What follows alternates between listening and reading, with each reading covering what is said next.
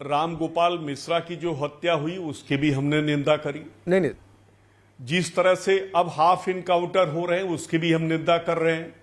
अगर PWD identify करता है कि 60 फीट और 60 मीटर मुख्य मार्ग से दोनों तरफ, तो इस तरह से योगी आदित्यनाथ जी का जो मठ है वो तो 60 अरे फीट सर प्लीज, और ज्यादा। नहीं, आप मठ तक पहले भी आपके पार्टी के प्रवक्ता एक एक करके कई सारे मुद्दे आईपी सिंह जी कई सारे मुद्दे, और सबसे ज्यादा समय मैं आपको दूंगा, ये भी आपको एश्योर कर रहा हूं, सबसे ज्यादा मैं समाजवादी पार्टी को समय दूंगा। लेकिन एक एक करके सर पहले मुझे समझाइए, एनकाउंटर के बाद पैर में गोली लगती है तो उससे हत्या कैसे कहेंगे? पहले मुझे ये समझाइए, फिर अगला सवाल आगे बढ़ूंगा। ये सवाल पंडित जी किससे पूछ रहे हैं? आपसे पूछ रहा हूं त्यागी जी, आईपी सिंह जी माफ करिएगा। सवाल ये है कि जो एसटीएफ है वो एक तरफा इनकाउंटर करती है, हाफ इनकाउंटर करती है, दहशत पैदा करती है, और जो अपराधियों से पैसे आते हैं हाँ। उसको हड़प जाती है। फिर आप आईपी सिंह जी, आप हाफ एनकाउंटर, सेटलमेंट एनकाउंटर, तमाम अपराधी जो थे, सुन लीजिए, तमाम ऐसे लोगों की संपत्तियां कहां गई?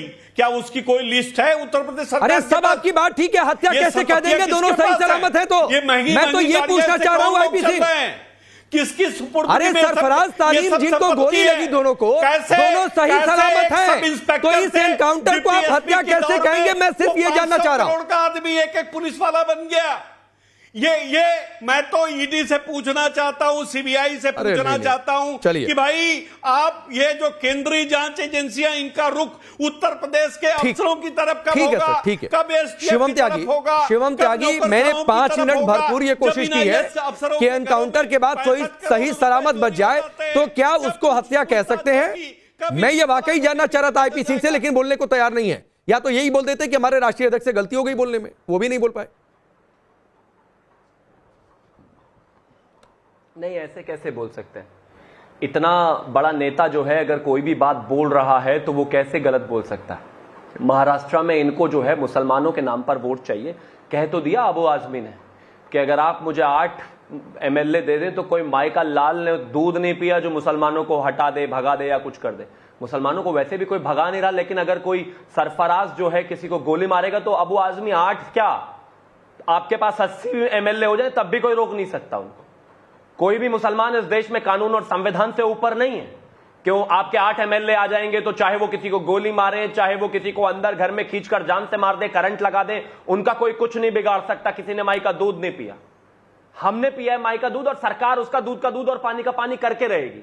ये क्या तरीका है इनका कि इस तरीके की बातें करें? और जहां तक बात हत्या की, कोई हत्या नहीं हुई है भाई।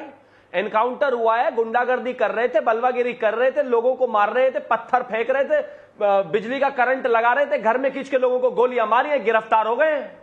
इतना क्यों आंसू बहा रहे हो भाई? और मतलब एक जो पत्थरबाज है उसको नौकरी भी देनी है, जो हत्यारा है उसको नौकरी भी देनी है, उसका कोई बाल भी बाका ना करे, उसको पुरस्कार और दे दो जैसे आतंकवादियों को देते थे अपने जमाने में।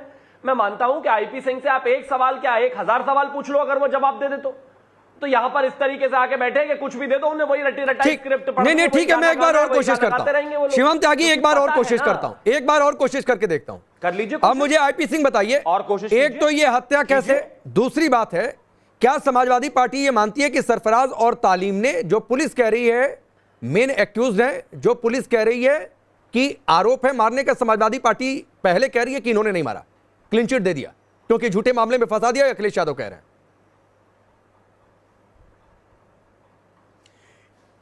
ऐसा है कि बीजेपी के नेताओं से कहिए, प्रधानमंत्री और गृह मंत्री से कहिए कि देश में जो 18,000 निचली अदालतें हैं, जो हाई कोर्ट है और सुप्रीम कोर्ट है, उसमें ताला बंद कर दें और ये फैसला उत्तर प्रदेश सरकार और उनकी बधुआ जो पुलिस है वो ले फैसला एक तरफा।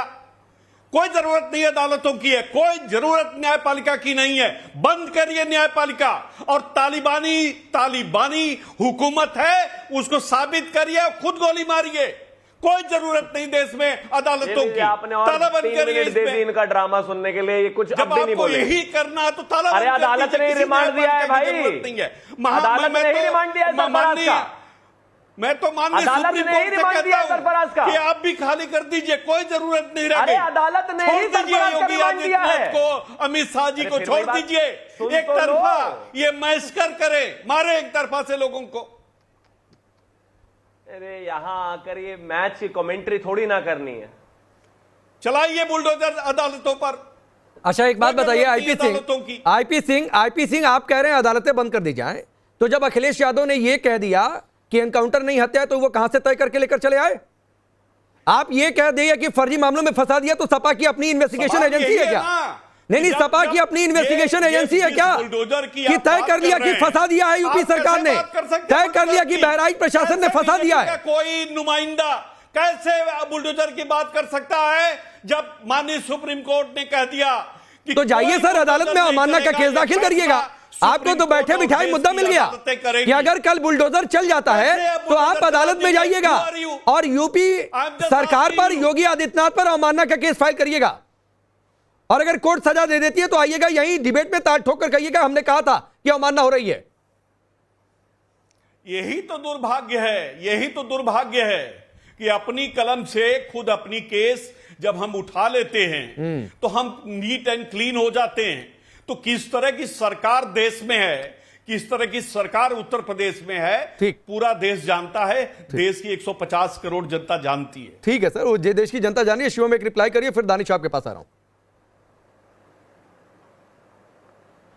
देखिए, मैं सिर्फ एक ही चीज कहना चाहता हूं कि समाजवादी पार्टी ना ही तो कोर्ट है, ना ही जज है, ना ही इस देश की अदालत है, और ना ही उनको कोई मानता है, और ना ही उनके पास मैंडेट है, और ना ही उनकी सरकार है। और अगर उनको जनता विश्वास करती तो वो इस प्रदेश में सरकार में होते। खैर, मैं बस इतना ही कहना चाहता हूं कि जो रिमांड मिली है वो कोर्ट से मिली है, आगे जेल जाएंगे तो कोर्ट से जाएंगे, जो चीजें होंगी वो कोर्ट से होंगी। इसमें देश में अदालतें ही जेल भेजती हैं, ना समाजवादी वाले भेजते ना कोई और भेजता। तो पता नहीं वो कौन सी दुनिया में है, अदालतें बंद कर दीजिए, ये कर दीजिए, वो कर दीजिए। अगर आपको लगता है कि किसी भी अदालत के किसी भी ऑर्डर की अवमानना है तो आईपी सिंह पहुंच जाए कोर्ट, लेकिन नहीं, यहां बैठकर इनको ड्रामा करना है। सच बात यह है कि चुनाव है महाराष्ट्र में, चुनाव है झारखंड में, तो महाराष्ट्र में थोड़ी बहुत सीटें जो है इस बहाने थोड़ा रोना धोना करके अबू आजमी थोड़ा रोएंगे, थोड़ा ड्रामा करेंगे, कहेंगे मुसलमानों पर अत्याचार हो रहा है, उनके बराबर में अखिलेश यादव हैं, वो खुले तौर पर धमकी दे रहे हैं देश को कि कोई माई का लाल किसी ने दूध नहीं पिया कि मुसलमानों को कुछ कर दे अगर 7 एमएलए 8 एमएलए और आगे। तो सुनिए, मैं फिर से रिपीट करना चाहता हूं, कोई मुसलमान इस देश के कानून व्यवस्था से ऊपर नहीं है, ना हिंदू ऊपर है।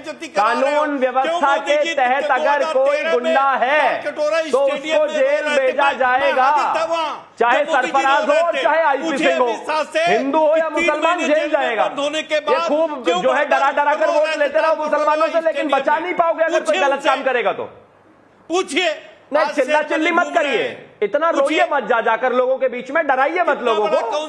इतना ड्रामा करने से काम नहीं चलेगा, वोट नहीं मिलता है रोने से। में है इसलिए दबंगई कर लीजिए। हाँ, प्रदेश जानता है ना, तभी तो सरकार बना रखी है। प्रदेश जानता है भाई, प्रदेश जानता है, जब तो विपक्ष में पड़े हैं आप। उस दिन सारी लगातार 7 साल से ये प्रदेश जानता है, तभी तो गुंडागर्दी वाली पार्टी को 7 साल से विपक्ष में रखा हुआ है। इसीलिए कागजी इसीलिए आप लोग हैं नहीं सरकार में। मैं जानता हूं सबको।